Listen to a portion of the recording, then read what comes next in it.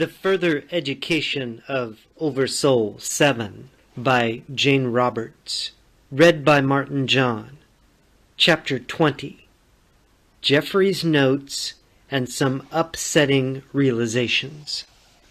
Now I must confess my concern over what is certainly a rather unique predicament, for this manuscript has included events from my own life as a part of its narrative. Imagine my horror as I found myself automatically writing down, but not from my viewpoint, the entire happenings that occurred during my last visit to Ram Ram. It was, in fact, more than halfway through the description before I realized this odd turn of events. For when I am embarked upon writing the book, it's impossible to tell where my mind is. A psychological absence falls upon me. That is the only way I can describe it. There is no amnesia. I know my fingers are working the typewriter keys, and I am aware of my environment.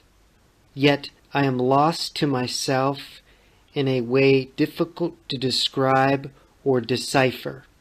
When I finally realized that a portion of my own life was appearing as part of this unwelcome book, I was appalled. But my fingers typed on, and some part of me remained strangely neutral and unconcerned. A maddening situation. My new isolation doesn't help either. Almost everyone has left campus for spring vacation. I stayed because I expect a letter any time from Sarah. Her baby must be due this week or next, and ex-wife or not, I still bear her goodwill. In any case, I was alone here the afternoon after my visit to Ram Ram, when I suddenly found myself reliving the experience through this manuscript itself. Even the air had a deserted cast. There were no cars in the parking lot beyond the courtyard. The absence of noise was almost annoying. No footsteps to the garbage cans. Nothing to distract me. So that as I wrote the words, it seemed as if the written dialogue had its own sound and thundered distantly in my mind.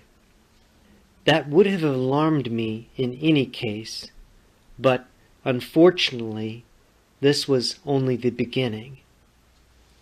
The sounds grew louder, and as if they were real, they echoed through the nearly empty building. Everything in this place is metal or concrete. Its seams and sounds are always intensified. But these had to be imagined sounds. The chattering of Queen Alice and Ram Ram's damn chuckles, and even the shouts of the audience at the televised ball game. All of these rose and echoed through the entire building. Yet they couldn't have, of course, since the sounds belonged at the mental institution I had visited the day before. So I told myself. The sounds grew louder, however. Another more bizarre intensification took place, one I'm quite embarrassed to describe.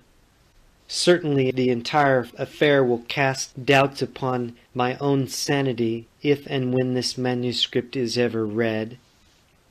But, just as described in the previous chapter of the book itself, the air seemed to thicken into pseudo-shapes until, as I typed, the scenes were before my eyes that I had actually witnessed the day before at the institution. That is, as the scenes were described, I saw them. The entire common room, with all of the patients, was somehow transposed here over the contents of my normal living room, so that, in a manner of speaking, the book came alive. Nor did the effect end when the description of the affair was done, or with my own exit from the scene. Instead, the insane god nightmare, or whatever it was, also came alive for me. The feelings of desolation were quite shattering, and I was also involved in the Virgin Mary fiasco and the Buddha scene as well. When Will was told to waken in his physical body, the dictation ended for the day. I left the typewriter with a sense of great relief and closed my eyes.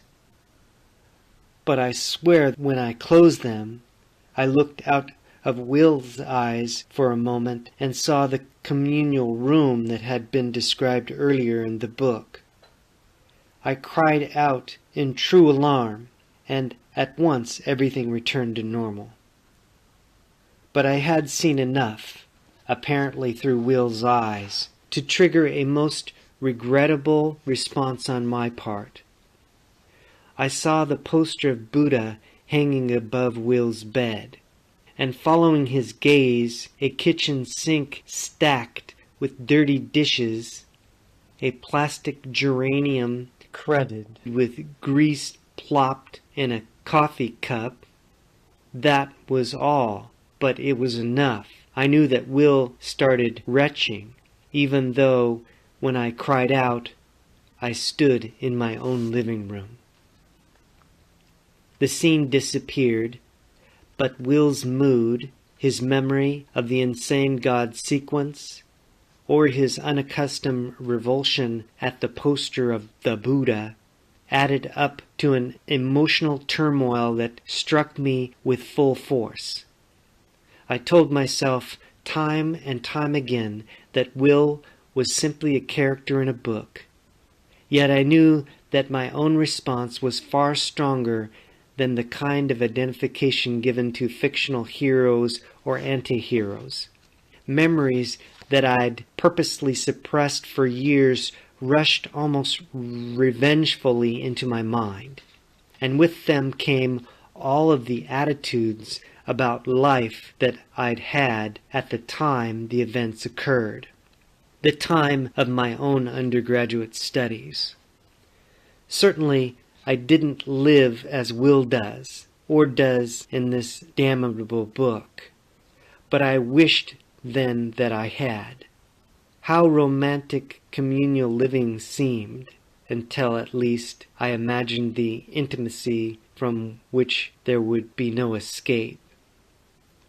But I recalled with dismay my own brief but intense intellectual journey into Buddhism and various Eastern religions, an episode that until today I had almost completely forgotten.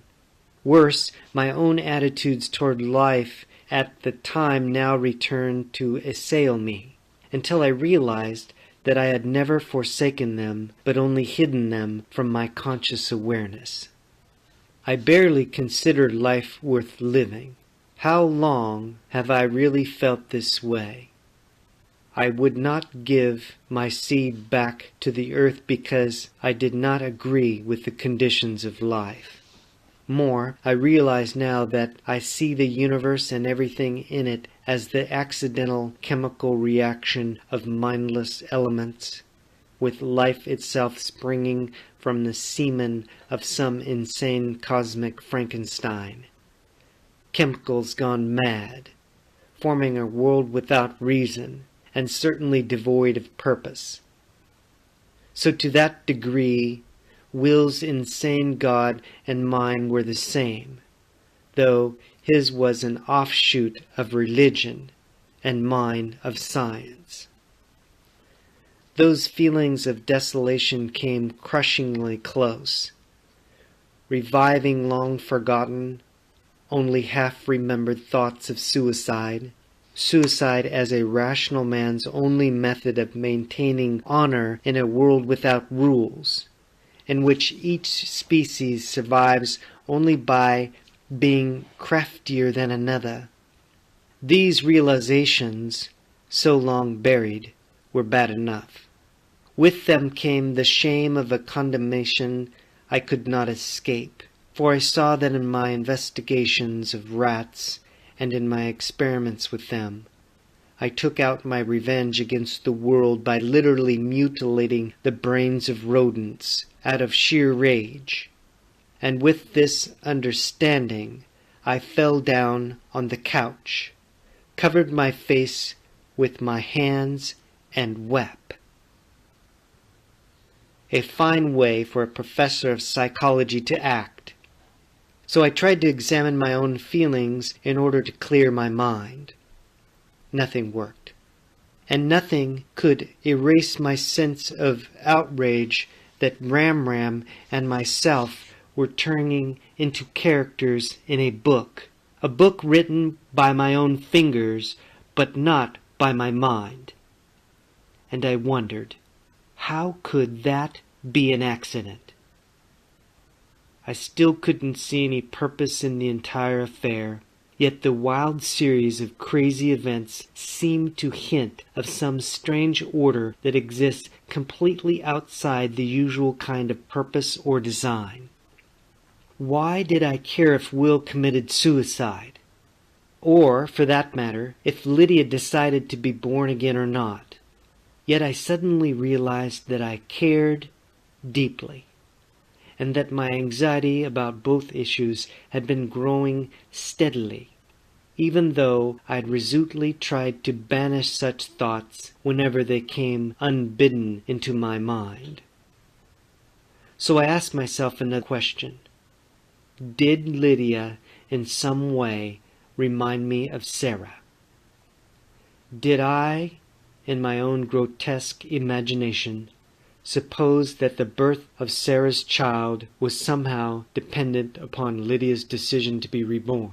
The utter nonsense of such musings strike me with the deepest scorn.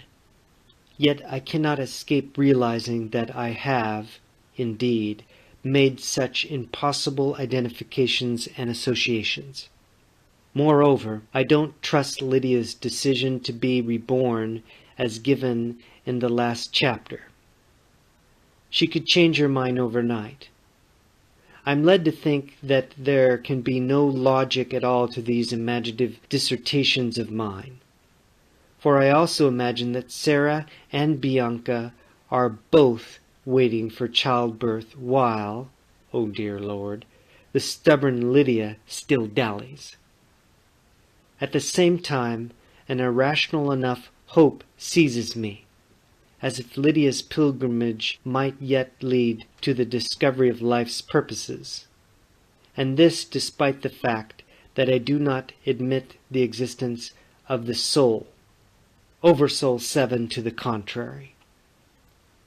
And from these skeins of irrationality, how can I possibly have any hopes?